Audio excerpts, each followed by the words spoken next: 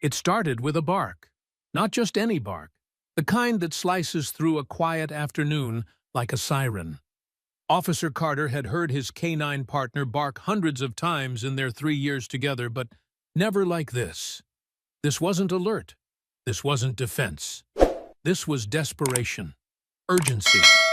Something was wrong, and it was coming from a locked, sun-scorched SUV parked by the curb. People walked past it, oblivious, but the dog knew. And within 10 minutes, they would all realize he wasn't just barking at a car. He was barking at death itself.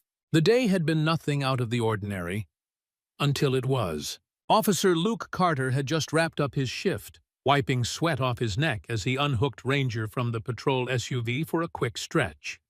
Portland, Oregon wasn't exactly the desert, but this early July afternoon felt close to it. High 90s, no breeze, and the kind of heat that shimmered above the blacktop like a mirage. Ranger, his 4-year-old German Shepherd partner, usually stayed close on leash, sniffing bushes and wagging his tail with practiced ease. But that day, something flipped in him. He stopped walking, ears perked, nose up. Then he pulled, hard.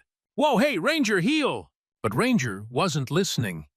He lunged forward toward a line of parked cars outside the public library's side lot, his paws scraping the sidewalk, nose in the air, barking like a siren. It was the kind of bark that made people turn their heads. "Ranger, sit!" Nothing. The dog kept going, eyes locked on one particular black SUV parked under the direct sun. All the windows were up. The engine was off. People started watching. One mom, holding her toddler, crossed the street. A man on a scooter slowed down. Carter followed the leash, his hand hovering near his holster, still trying to understand what was setting his canine off. "What is it, boy?" Carter muttered, kneeling beside him. Ranger scratched the back passenger door frantically, then circled and let out a deep, guttural growl that chilled Carter despite the heat. The SUV was an older model Ford Explorer. Tinted windows, tags up to date. Nothing illegal that he could see. But something wasn't right. He pressed his palm against the glass. It was scorching. And then, out of the corner of his eye, Carter saw it. A small hand, barely visible, just a flash, between the cracks of a piled-up blanket in the back seat. His heart dropped. Officer Carter yanked out his radio. "Dispatch, this is Unit 142. Possible child inside a locked vehicle. Need EMS and permission to breach. Corner of 9th and Wilcox, library parking lot. Temps pushing 97. Repeat, possible heat emergency. Copy that, 142. EMS en route. Permission granted to enter vehicle if emergency is confirmed." Emergency was beyond confirmed. He ran back to the SUV, tried the door handles, all locked. He tapped the glass harder. "Hey, kiddo, can you hear me?" No movement. Inside, it looked like a pile of toys, blankets, and juice boxes had been thrown together, maybe for a long day out. But there, buried among the clutter, was a boy, no more than 3 or 4 years old, face flushed red, a sweat running down his cheek. His eyes were closed. The dog was right. Without hesitating, Carter grabbed the small metal punch from his vest and shattered the back window. Glass exploded, the thick smell of heat and plastic rushing out like a released oven. He reached in carefully, avoiding shards, and popped the lock. The door opened with a reluctant click. Ranger stepped back but didn't stop barking until Carter leaned in and gently lifted the boy from the seat. His small body was limp, still breathing, but barely. If you've made it this far, you already know this is more than just a dog story. It's about instincts, seconds that count, and what happens when a silent hero barks loud enough to save a life. If you care about stories like these, please consider subscribing to Heroes for Animals, where we share the moments that matter. The ones where animals don't just love us, they save us. Carter laid the boy on the sidewalk in the shade, checking his pulse. Shallow. He ripped open a bottle of water, pouring it into his hand, and patting it gently on the child's forehead and arms. "Stay with me, buddy. You're okay. You're okay. Now, a crowd had formed. Someone said, "Is he breathing?" "Yeah," Carter answered, "Gee, but not for long if we hadn't found him." Ranger lay down beside the boy, tail still twitching. His usual playful energy had vanished, replaced by a heavy focus. He let out a soft, whining sound and gently nudged the boy's foot with his nose. That's when the boy stirred. "Just a little," a whisper. "Mommy." Carter swallowed the knot in his throat. "We're gonna get you to your mom, all right? Just hang in there." Sirens blared down the street as EMS finally arrived.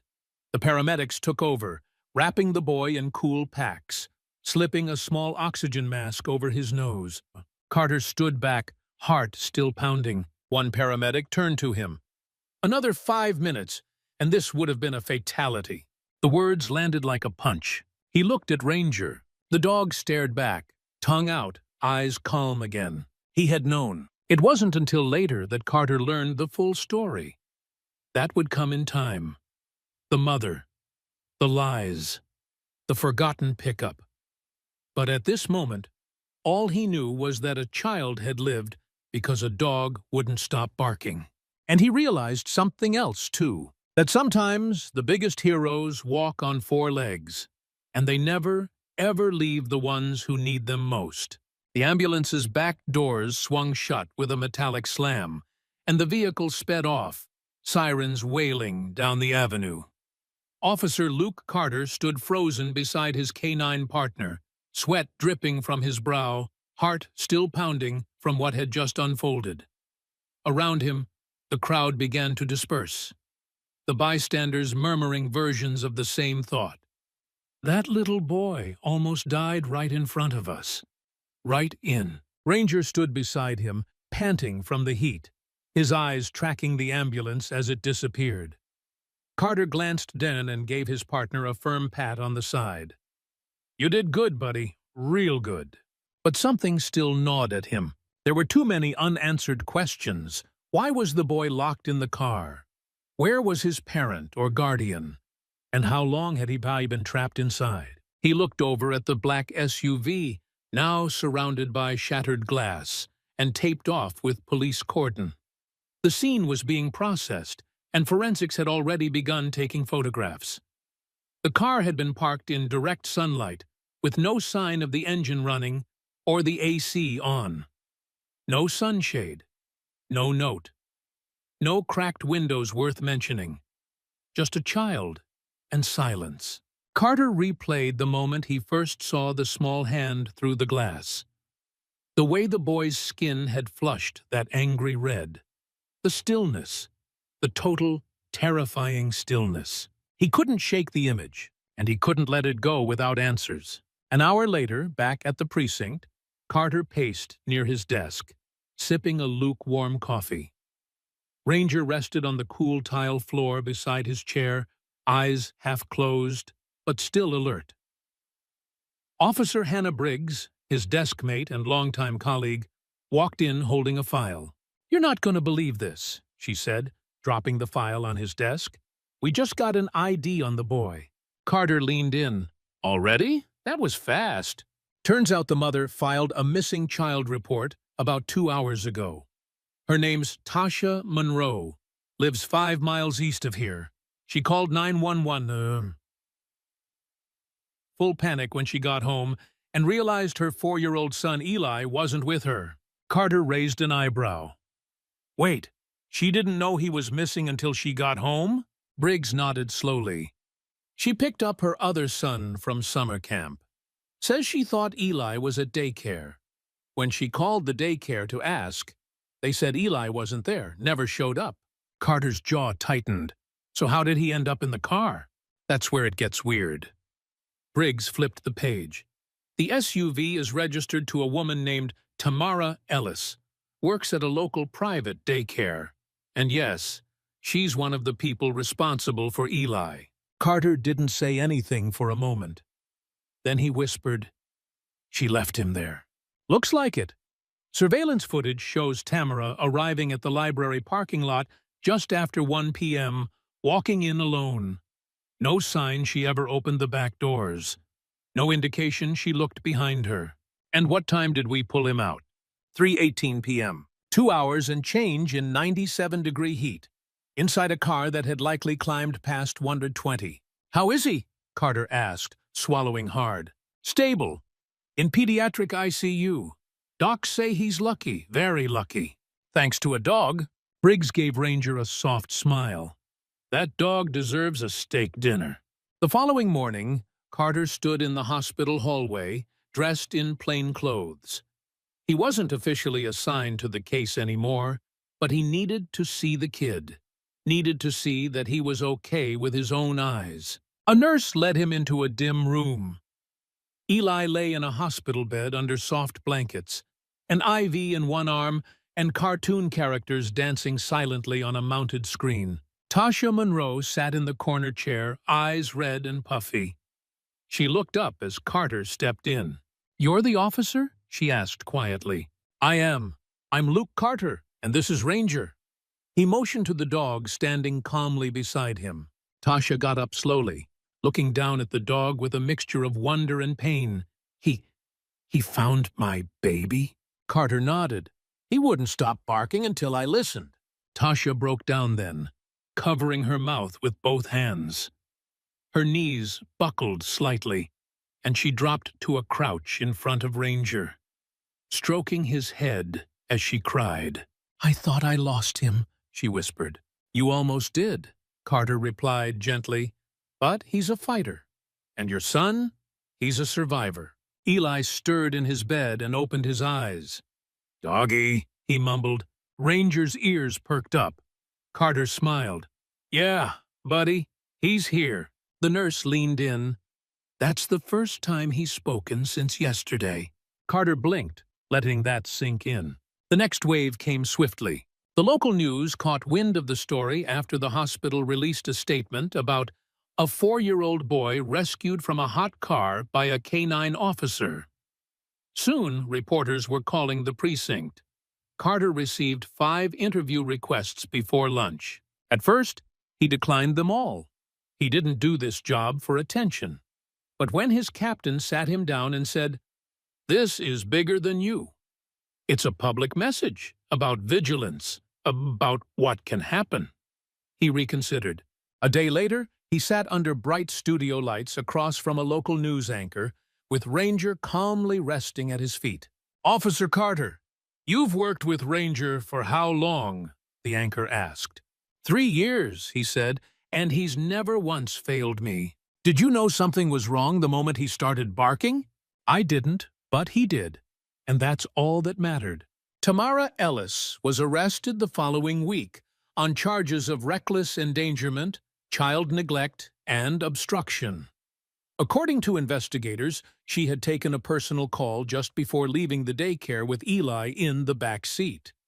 Distracted, she'd driven to the library to return books and pick up a form, completely forgetting the boy was in the car. She admitted to seeing news reports later that day and panicking. Rather than come forward, she pretended she had no idea where Eli had gone. The city's outrage was swift. Parents demanded accountability. The daycare's license was suspended pending investigation. But Carter couldn't stop thinking about how close it had all come to tragedy, and how no one, not even himself, had seen the danger, except Ranger. The following Saturday, Carter took Ranger for a walk downtown, hoping for some quiet. They passed a farmer's market, a row of food trucks, and ended up near a local park. "Hey! That's the dog from the news!" someone shouted. A young boy, maybe 8, ran up with a wide smile. "Can I pet him?" Carter nodded. "Sure, just go slow." The boy leaned in, scratching behind Ranger's ears. "You're a hero." Carter looked down at his partner. "Yeah," he said, "he really is." The newspaper headlines read like something out of a summer thriller. K9, hero saves boy from locked SUV in 97-degree heat. German Shepherd's bark leads to rescue of 4-year-old left behind. Mom thought he was at daycare. He wasn't. For Officer Luke Carter, the days following the rescue of little Eli Monroe had been surreal. People waved at him when he walked into diners. Strangers handed him coffee on the house. And everyone, absolutely everyone, wanted to meet Ranger. The dog, of course, didn't care for the attention. He cared about walks, his chew toy, and the occasional treat. But what he had done that afternoon was nothing short of life-saving, and Carter knew it. Still, beneath the public praise, something was eating at Luke. The guilt, because even though the system had worked, Ranger had barked, Carter had acted. What if they'd been 10 minutes later? What if Ranger had hesitated? What if Carter had dismissed his barking, thinking it was nothing? Those were the kinds of thoughts that crept in around 2 a.m., when the house was quiet and the heat still lingered in the walls. 3 days after the incident, Carter got a call from Tasha Monroe, Eli's mother. "I'd like to see you," she said. Her voice was stronger now, steady. "Of course. How's Eli doing?" "He's good. Getting his energy back. The doctors say he's recovering faster than expected." Carter smiled. "That's great to hear. But there's something I want to show you, something I need to give you, and him." They agreed to meet the next morning at a quiet corner of Irving Park, near the shaded picnic tables under the old elm trees. When Carter arrived, Ranger trotted at his side like always. Eli was sitting on a bench with a juice box in hand and a wide-brimmed Spider-Man hat on his head. Tasha was beside him, holding a small gift bag. Eli saw the dog and stood up immediately. "Doggy!" he yelled. Ranger perked up and wagged his tail. Tasha smiled. "He hasn't stopped talking about Ranger since he woke up in the hospital. We got him a little plush toy that looks like a German shepherd, and he carries it everywhere." Luke knelt down beside the boy. "Hey, Eli, how are you feeling, champ?" "I'm not hot anymore," the boy answered. "Good," Carter said, heart aching just a bit at the answer. Tasha handed Luke the gift bag. Inside was a custom leather collar tag, engraved on both sides. One side read, "Ranger, guardian of Eli Monroe." The other side read, "For the bark that saved a life." Carter blinked. He looked up at her. This means a lot." "You saved my boy," she said softly. "But more than that, you listened to your dog. And because of that, I still get to tuck my son in every night. That tag is just a small way of saying thank you." Luke glanced at Ranger. "He's never let me down, never once." Later that week, Carter was called into the DA's office to discuss Tamara Ellis's charges. Sitting across the table from two prosecutors, he laid out everything he knew. "She left the boy in the car," Carter said. "Surveillance footage shows her walking away without checking. No effort, no excuse. Her lawyers saying she was distracted, that it was a tragic mistake. A mistake that almost killed a 4-year-old, Carter shot back. And then she lied. She didn't call for help when she saw the news. She didn't check the car. She went home and said nothing." The prosecutor nodded grimly. "We're pushing for felony neglect and reckless endangerment. The public needs to know we take this seriously, especially now, with these heat waves." Carter stood up. "I don't care if it was a mistake. That boy was cooking in there, minutes away from dying. If Ranger hadn't barked." He didn't finish the sentence. He didn't need to. The backlash against the daycare center came quickly. Parents pulled their kids out in droves. The center issued a public apology, but it wasn't enough. State officials suspended their license pending further investigation. Tamara Ellis posted bail, but disappeared from the public eye. Her face had been plastered across news channels and social media for days. And while the media began to lose interest, Carter didn't. He found himself rewatching the body cam footage from that day over and over. Ranger barking, the window smash, the still form in the back seat. Every time he watched, his breath caught in his throat. It was like reliving a nightmare with a different ending each time. 1 week after the incident, Carter was invited to speak at a community safety event. Normally, he would have passed, but the organizers asked if Ranger could be there, and Carter couldn't say no. The gymnasium was packed. Parents, kids, volunteers, news reporters. A table was set up for Carter to answer questions about K-9 work, and Ranger, well, he was the star of the show. Kids lined up to pet him, and parents asked about heat stroke prevention. When it was Carter's turn to speak, he stepped up to the microphone, holding a small water bottle and a dog leash. "I'm not here to talk about law enforcement today," he began.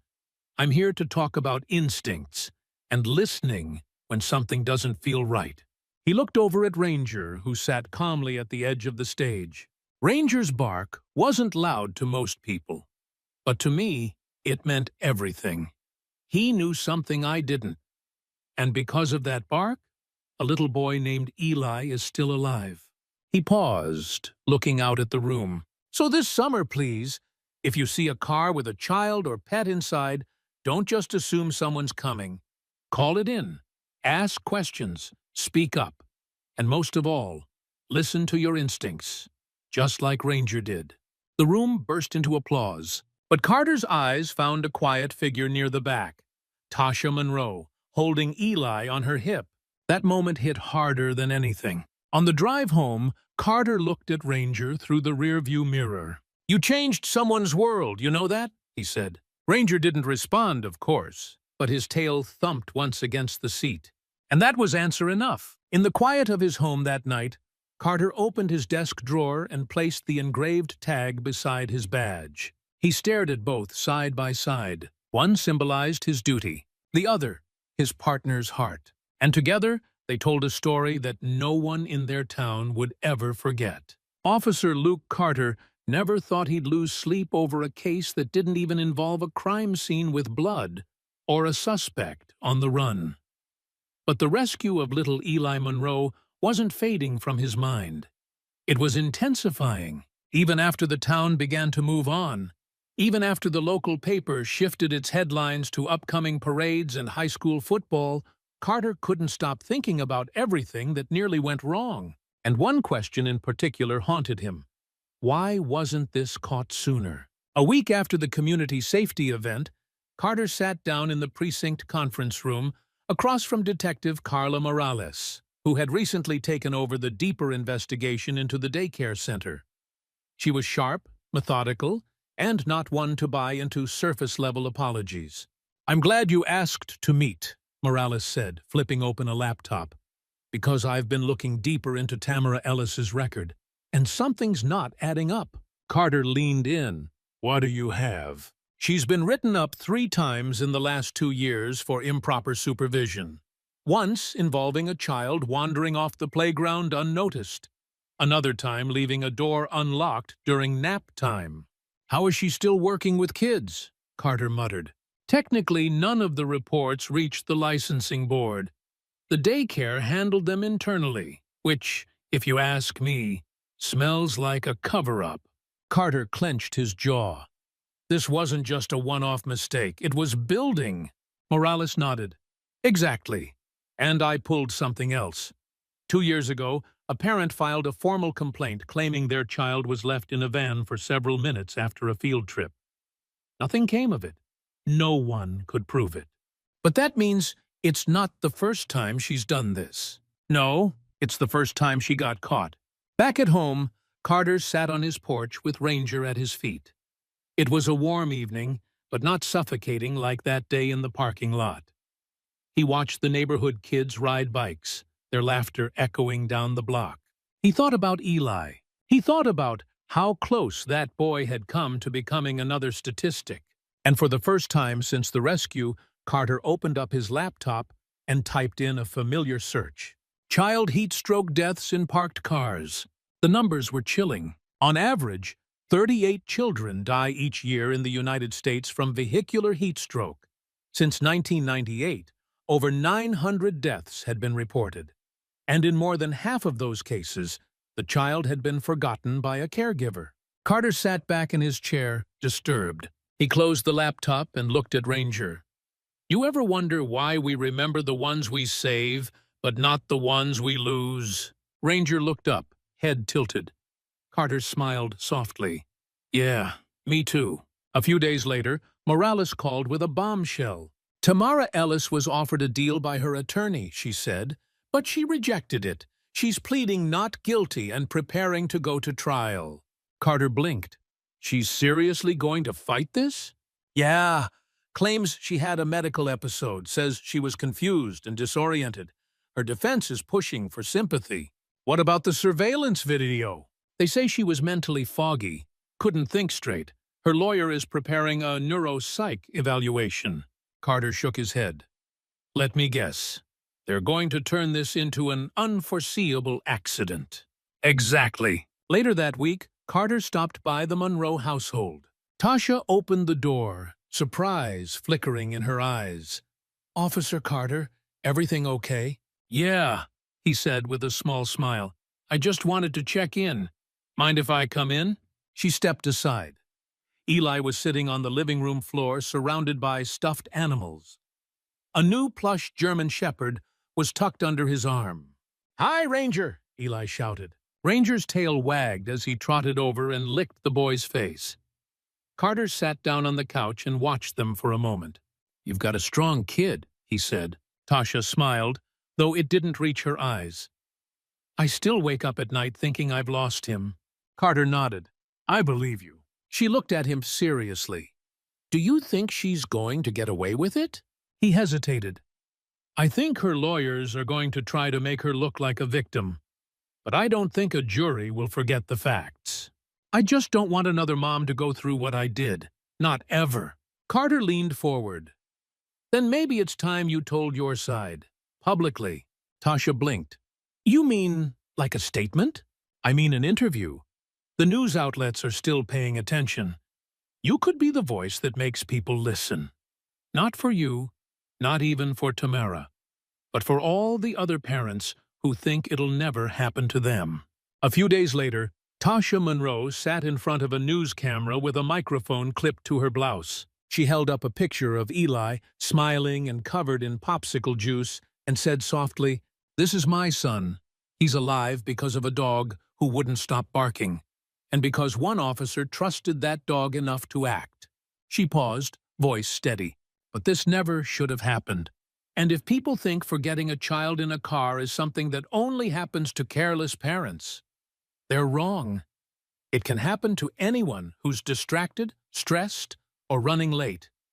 But that doesn't mean we don't hold people accountable. We have to.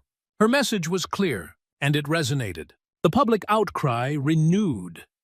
Parents began requesting stricter laws on car seat sensors and daycare training. A petition circulated demanding that caregivers be required to use child checklists when transporting kids. Carter watched it all unfold from the sidelines. He wasn't the face of the story anymore, and that was exactly how he wanted it, because the people who needed to speak were finally speaking. Late one evening, Carter walked Ranger through the park. Fireflies blinked in the shadows, and a light breeze rustled the grass. They stopped near the same bench where Eli had first reunited with Ranger. Carter sat down, looking up at the night sky. You know, buddy, I used to think heroes wore badges, or uniforms, or capes. He looked down at Ranger, who rested his head on Carter's knee. But sometimes they just wear fur, and they bark loud enough to be heard over everything else. By late August, the buzz surrounding Eli Monroe's rescue had cooled in most circles. But inside the county courthouse, the temperature was rising. Tamara Ellis, the daycare worker who left Eli in the sweltering SUV, was finally headed to trial, and everyone had an opinion about it. Morning shows speculated on legal strategies. Radio hosts debated forgiveness versus justice. Parents posted on Facebook groups, calling for tougher state licensing standards. And Officer Luke Carter? He just wanted the truth to hold its ground. The courtroom was smaller than most people expected. Modest, almost plain. No TV drama lighting, no pounding gavels, just cold fluorescent bulbs, and a judge who looked like she hadn't smiled since the Clinton administration. Carter sat in the third row behind the prosecution table. He wasn't scheduled to testify until later in the week, but the DA had asked him to be present for opening arguments. Ranger, of course, wasn't allowed inside the courtroom, but the dog waited just outside, napping comfortably in the air-conditioned K9 cruiser, unaware he'd become the centerpiece of the state's case. The prosecution's opening statement was measured and sharp. "Ladies and gentlemen, this case isn't about a momentary lapse," the attorney began. "It's about a pattern of negligence that nearly cost a 4-year-old boy his life." On July 7th, in temperatures nearing 100 degrees, the defendant parked her SUV and walked away. She never looked back. She never checked her back seat. And for more than 2 hours, young Eli Monroe was left to bake inside that vehicle. Alone, helpless, forgotten. He survived because of a dog's instincts and an officer's quick action. But make no mistake, this was not an accident. It was criminal neglect. The defense's rebuttal was less aggressive, focused more on emotional confusion and extreme stress. "She's a mother herself," her attorney argued. "She had no history of abuse. That day was unusually hectic. She simply forgot. It was a human error, not a crime." Carter's hands clenched slightly in his lap. "I just forgot? That boy could have died." When it came time for Carter to testify, he walked to the stand in full uniform. He wasn't nervous. He'd testified in tougher cases, but this one felt personal. He glanced at the jury, a mix of suburban parents, 2 retirees, and a younger man who looked barely old enough to rent a car. He raised his right hand, swore in, and sat down. The prosecutor wasted no time. "Officer Carter, can you walk us through what happened on the afternoon of July 7th? He took a breath and began. "My shift had just ended. I took my K9 partner, Ranger, out for a stretch behind the station. As we walked past a line of parked cars, Ranger began barking and pulling toward one particular SUV. He wouldn't stop. That's not like him, unless there's something wrong." "And what did you observe when you approached the vehicle?" "The windows were fully up. No engine running. When I looked inside, I saw a child, Eli, laying in the back seat, visibly sweating, unmoving. I smashed the rear window and pulled him out." "And had you delayed another few minutes?" Carter's voice dipped. "The paramedics said he likely would have died." The courtroom was quiet, dead quiet. The defense asked only a few questions about procedure, about how sure Carter was that Tamara Ellis didn't return to check the car. He answered firmly. "She never came back," he said. "Not once. Not until after he was already in the hospital." Outside the courthouse, reporters waited like wolves. Carter had no interest in feeding them. He climbed into his cruiser where Ranger waited, tail thumping against the metal kennel. "You missed all the drama," he said, scratching behind the dog's ears. Ranger licked his hand in return. Meanwhile, the Monroe family tried to keep things as normal as possible. Eli was back at home, attending a part-time preschool his mother vetted thoroughly. Background checks, video access, daily updates. Tasha didn't take chances anymore. She barely let her son out of her sight. One afternoon, Carter stopped by to deliver a printed certificate of appreciation the department had created for Eli. It was silly, really, just a cartoon version of Ranger with a gold star, but the boy beamed when he saw it. "He saved me," Eli said, pointing to the dog. Carter knelt beside him. "He did, buddy, but you were strong too. You held on."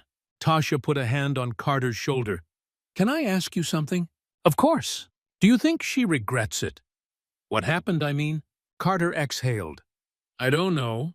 I hope she does. But regret doesn't fix what happened. Responsibility does." Tasha nodded. "I guess I just want to understand how someone forgets a child." Carter didn't answer, because deep down, he didn't understand it either. When the verdict came, the courtroom was full again. The jury filed in, solemn and still.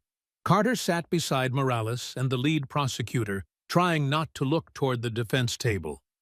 He focused instead on the Monroe family, sitting in the front row. The foreperson stood. In the matter of the state of Oregon versus Tamara Ellis, we find the defendant, guilty of felony child neglect and reckless endangerment. The room tensed. Some cried. Tamara sat motionless, blinking rapidly, as if the words hadn't yet landed. The judge scheduled sentencing for 2 weeks later. Maximum penalty, 5 years in state prison. Minimum, 1 year with probation and mandatory parenting and safety education courses. Outside, the reporters pounced again. But Carter slipped away quietly. He wasn't interested in sound bites. Instead, he drove straight to the small park where he and Ranger always ended their shifts. He unhooked the leash. "Go on, boy. You've earned it." Ranger bounded into the grass, nose down, tail up, chasing invisible squirrels and real butterflies. Carter leaned back against the bench and let the moment wash over him. In a world obsessed with viral moments, Carter knew this one would fade soon. Another crisis would take its place. Another news story. Another headline. But for him, and for a boy named Eli, this wasn't a news cycle. It was a lifetime. A second chance, carried on 4 legs, covered in fur, and built on instincts no human could understand, but that every decent person should honor. And as the sun dipped below the Oregon tree line, Carter whispered under his breath, not for an audience, but for himself and his partner, "You did good, Ranger. You did real good." 6 weeks had passed since the verdict, and while the courtroom echoes had quieted, the ripples of what had happened that July afternoon still ran through every corner of the community. In Portland and its surrounding suburbs, parents were checking their back seats twice. Daycares implemented stricter protocols. A new bill, Eli's Law, was being drafted in the Oregon State Legislature, requiring all licensed childcare providers to complete annual heat stroke prevention training. Officer Luke Carter hadn't expected any of this. He certainly didn't expect to become the quiet face of a local movement, or for his canine partner, Ranger, to appear on a mural outside the city animal shelter. He had joined the force to serve, protect, and stay out of the spotlight. But that's the thing about real heroes. They never choose the stage. It finds them. On a crisp September morning, Carter pulled up to Portland Elementary School. A line of kids was filing into the building, laughing, backpacks bouncing. At the front entrance stood Principal Davis, waving in students and motioning toward the visitors' table set up near the main office. Carter clipped Ranger's leash and stepped out of the cruiser. "You ready for this?" he asked. Ranger responded by sneezing and wagging his tail. Inside, a second-grade class had gathered on a carpet. Eli Monroe was seated front and center, holding his plush Ranger toy like it was a trophy. Carter took a seat and began. "Hi, everyone. I'm Officer Carter, and this is Ranger. He's not just my partner, he's also a lifesaver." The room lit up with whispers and awed expressions. He shared the story, not every graphic detail, but enough that the kids understood. Enough that they knew why listening, paying attention, and speaking up could save a life. And enough that they saw the quiet power of the dog who now sat proudly, eyes soft, tail still. When it was over, one little girl raised her hand. "Can dogs feel when someone's in trouble?" Carter smiled. "Sometimes, I think they just know what we don't."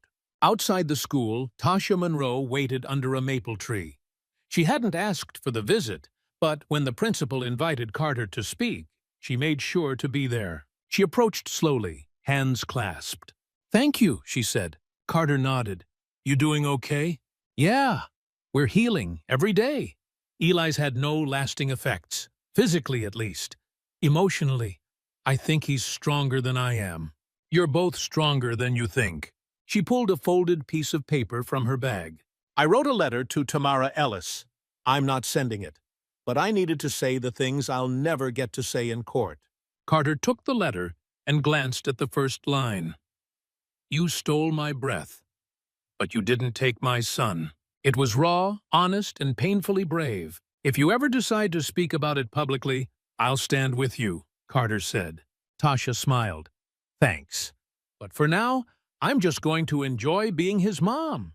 Back at the station, Carter placed a new framed photo on his desk. It was from the school visit. Eli, surrounded by classmates, all petting Ranger. The joy was contagious. It looked like any other group of kids at any other elementary school. But Carter knew the weight behind that image. Knew how close it had come to being a very different picture. Captain Harris walked by and paused. "You ever think about writing a book?" she asked. Carter raised an eyebrow. "About what?" "About that dog," she said, pointing to Ranger, who was snoring under the desk. "And about how sometimes the smallest choices save the biggest lives." He chuckled. "You think anyone would read it?" "I think you'd be surprised." Carter looked down at his partner. "He'd probably insist on royalties." A few weeks later, the Monroe family hosted a small backyard barbecue. It wasn't anything fancy, just neighbors, hot dogs on the grill, paper plates with baked beans and potato salad. But there was music, laughter, and the kind of easy peace that only comes when you've been through something hard and come out the other side.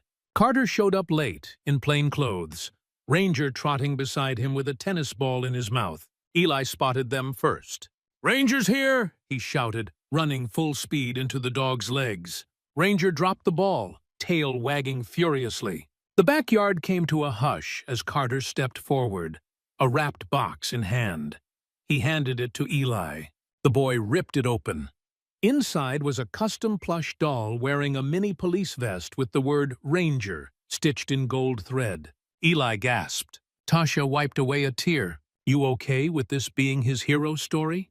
she asked quietly. Carter looked around, at the yard full of laughter, at the child alive and glowing, at the dog calmly chewing grass like none of it mattered. "Yeah," he said, "this story belongs to him now." That night, Carter sat on his porch as Ranger rested beside him. The street was quiet, the sky dotted with stars. He held a glass of iced tea and let out a long breath. "You know, people keep saying you saved that boy." Ranger blinked. "And they're right. But you saved me too.